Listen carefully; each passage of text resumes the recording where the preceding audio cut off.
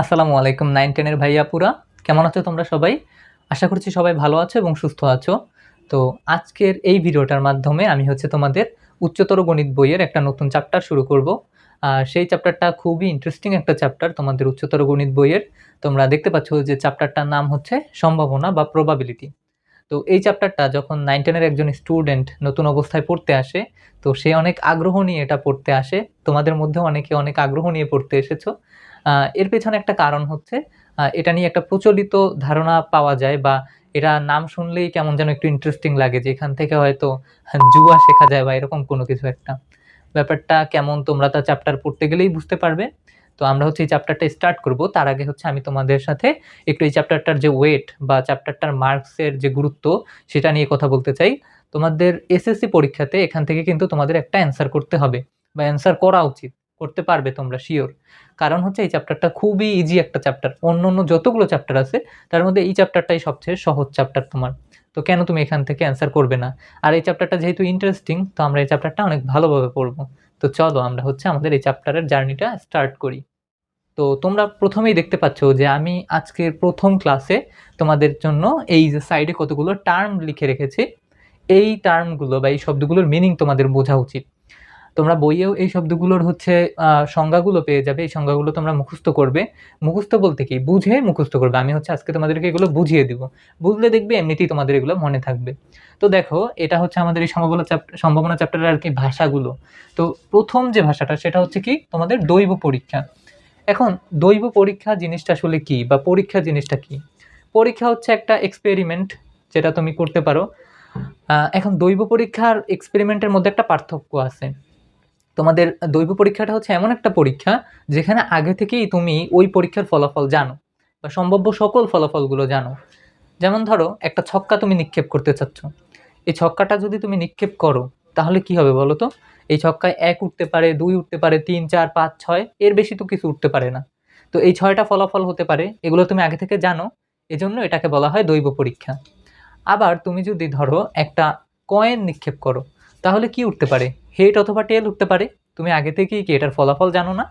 তাহলে এই জন্য এটাকেও বলা হয় একটা দৈব পরীক্ষা।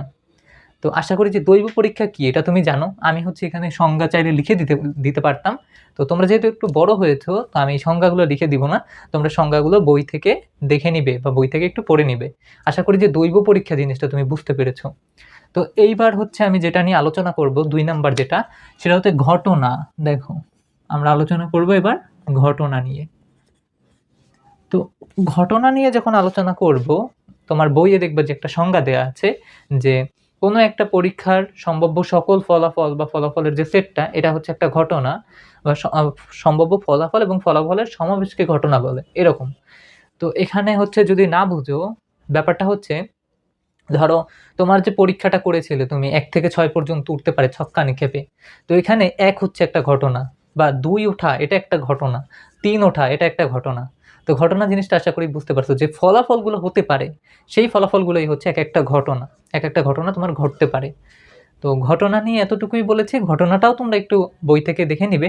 আমি এই ভিডিওর শেষে তোমাদেরকে বইয়ের যে দাগানো অংশটুকু, এইটুকু আমার একটা পিডিএফ করে দিয়ে দিব, বা একটা পিকচার তুলে কমেন্টে বা ডেসক্রিপশনে তোমাদের দিয়ে দিব, সেখান থেকে তোমরা পড়ে নিবে।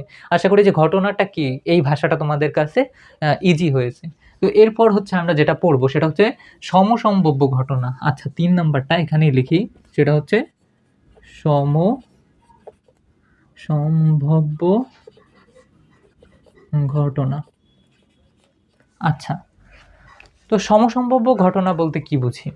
ধরো তুমি একটা ছক্কা নিক্ষেপ না, এবার আমরা কয়েন নিক্ষেপ করব। বারবার বলতে পারো যে ভাইয়া শুধু ছক্কা নিক্ষেপ করে। তো কয়েন নিক্ষেপ করলে তোমার ওখানে কি হয়, টেল উঠতে পারে, আর নয়তো হেড উঠতে পারে। ওই যেটাকে আমরা বাংলায় বলি কি, মানুষ আর শাপলা, মানুষ ব্রিজ, শাপলা ব্রিজ, এগুলো। তো এই দুইটার একটাই তো উঠতে পারে, তাই না? তো এর বাইরে কি কিছু ওঠা সম্ভব? ওঠা সম্ভব না। এবং দেখো, এই দুইটা ওঠার সম্ভাবনা কিন্তু সমান সমান। তোমার হয় টেল আর নয়তো হেড। অর্থাৎ যখন কোনো একটা ঘটনায়, কোনো একটা এক্সপেরিমেন্টে তোমার এমন 2টা ঘটনা ঘটার সম্ভাবনা সমান হয়, অথবা একটার চেয়ে আরেকটা বেশি না হয়, তাহলে সেটাকে বলা হয় তোমার সমসম্ভাব্য ঘটনা। বুঝতে পেরেছো? তো আশা করছি যে সমসম্ভাব্য ঘটনাটা তোমরা বুঝতে পেরেছো। এরপর 4 নাম্বারে যেটা পড়বো সেটা আমরা কি পড়বো? পরস্পর বিচ্ছিন্ন ঘটনা। পরস্পর পরস্পর বিচ্ছিন্ন ঘটনা।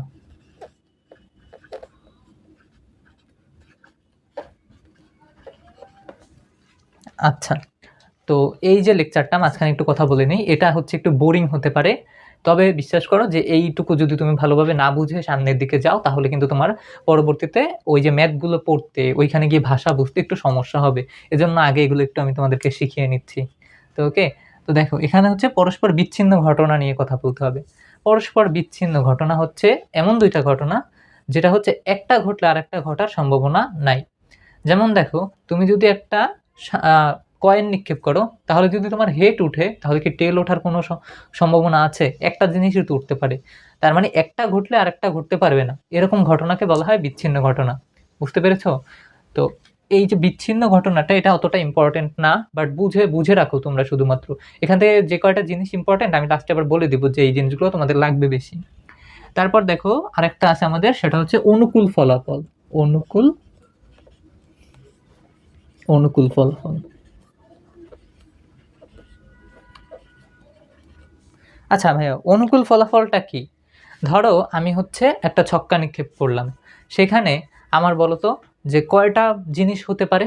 6টা জিনিস হতে পারে। হয় 1 উঠবে, আর নয়তো 2 উঠবে, আর নয়তো 3, এভাবে করে 4, 5, 6। তো এইখানে যদি আমি বলি যে আমার 5 ওঠার অনুকূল অনুকূল ফলাফল কত, 5 কয়বার উঠতে পারে? ওই যে 6টা আমার উপাদান বা 6টা বিন্দু, এর মধ্যে 5 একবার আছে না? তাহলে 5-এর পক্ষে অনুকূল ফলাফল কত? 1। আবার ধরো হচ্ছে আমি কয়েন নিক্ষেপ করলাম, সেই কয়েনে আমার অনুকূল ফলাফল কত হেডের পক্ষে বা টেলের পক্ষে? 1 করে, মানে 1 বার করে হতে পারে, 1 করে আছে। তো এটা হচ্ছে ওর অনুকূল ফলাফল, ওর পক্ষের অনুকূল ফলাফল।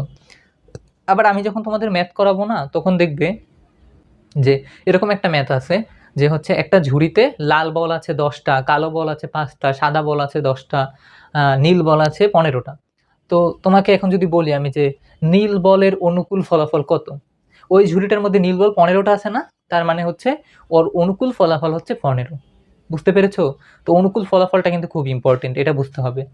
তো এরপরে দেখো আমাদের 6 নম্বর যেটা, এই জায়গাটা ইম্পর্টেন্ট, সেটা হচ্ছে নমুনা। আচ্ছা, লিখতেছি আমি কি, সেটা হচ্ছে নমুনা নমুনা ক্ষেত্র ও নমুনা বিন্দু। আচ্ছা, নমুনা ক্ষেত্র যেটা, এটাকে এস দিয়ে প্রকাশ করা হয়। নমুনা ক্ষেত্রটা হচ্ছে এরকম, ধরো আমি একটা ছক্কা নিক্ষেপ করলাম আবারও, সেখানে কি কি উঠতে পারে আমার? 1 উঠতে পারে, 2 উঠতে পারে, 3 উঠতে পারে, 4 উঠতে পারে, তারপর কি 5 এবং 6 উঠতে পারে, 5 এবং 6 উঠতে পারে। তো এইখানে এই যে আমার যে সম্ভাব্য যে সকল ফলাফলগুলো আছে, এগুলো নিয়ে যদি আমি একটা সেট গঠন করি, বা এই যে সেট কিভাবে গঠন করে আমাদের সেকেন্ড ব্র্যাকেটের মধ্যে লেখে, তো এই সেটটাকে বলা হয় তোমার নমুনা ক্ষেত্র সেট। এটাকে এস দ্বারা প্রকাশ করা হয়।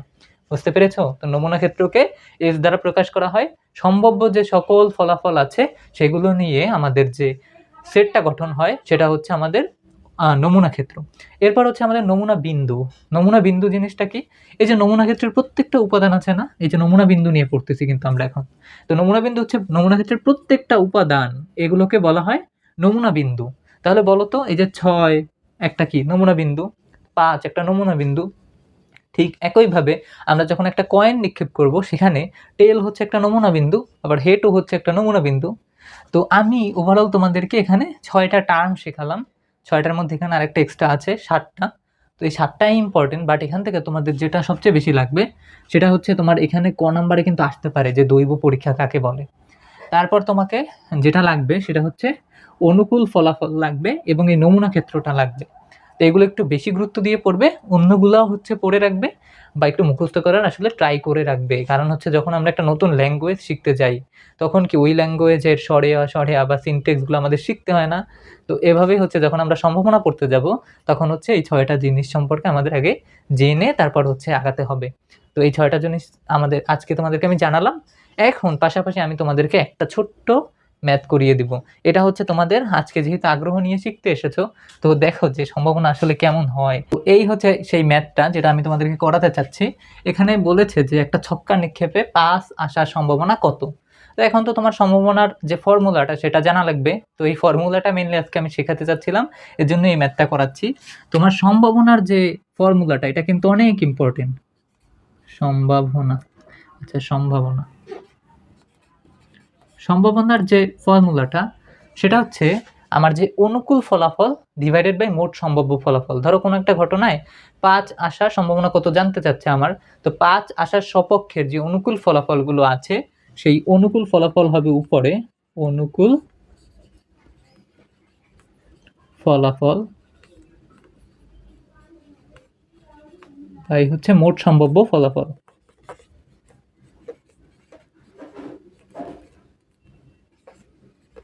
ও ফলাফল। আচ্ছা, এখন তাহলে বলো তো আমাদের যে ছক্কা নিক্ষেপের ফলে আমাদের নমুনা ক্ষেত্রটা কেমন হবে? ছক্কা নিক্ষেপের ফলে নমুনা ক্ষেত্রটা হবে, আমি দেখাইছিলাম আগেই তোমাদেরকে, 4, 5 এবং 6। তো এখানে 5 কয়বার আছে? একবার আছে। তাহলে 5 এর পক্ষে অনুকূল ফলাফল কত? 1। আর হচ্ছে তোমার মোট সম্ভাব্য ফলাফল কয়টা? এখানে মোট নমুনা বিন্দু কয়টা সেইটা। কয়টা? 1টা 2টা 3টা 4টা 5টা 6টা। তাহলে অ্যান্সারটা হবে কি? এভাবে লিখবা, প্রবাবিলিটি অফ 5, বা লিখতে পারো যে 5 আসার সম্ভাবনা সেটা হচ্ছে 1/6। কারণ হচ্ছে একবার আছে 5 এই নমুনা ক্ষেত্রের মধ্যে, এই জন্য ওর অনুকূল ফলাফল 1 এবং মোট নমুনা বিন্দু 6টা, তাই হচ্ছে মোট সম্ভাব্য ফলাফল হচ্ছে 6। এখন 5 না বলে যদি 1 বলতো, 2 বলতো অথবা 3 বলতো তখনও কিন্তু 1/6 হতো, কারণ এগুলো প্রত্যেকটা একবার করে আছে। তো তোমাদের আজকের ক্লাসের যেটা লার্নিংস হবে সেটা হচ্ছে ওই 6টা টার্ম জানা ভালোভাবে এবং এই সম্ভাবনার সূত্রটা জানা, আর হচ্ছে এই ছোট্ট ম্যাথটা করা। তো আমরা নেক্সট ক্লাস থেকে কি করব, আরও ভালো ভালো বড় বড় ম্যাথ করব। তো আজকের ভিডিওটা এ পর্যন্তই।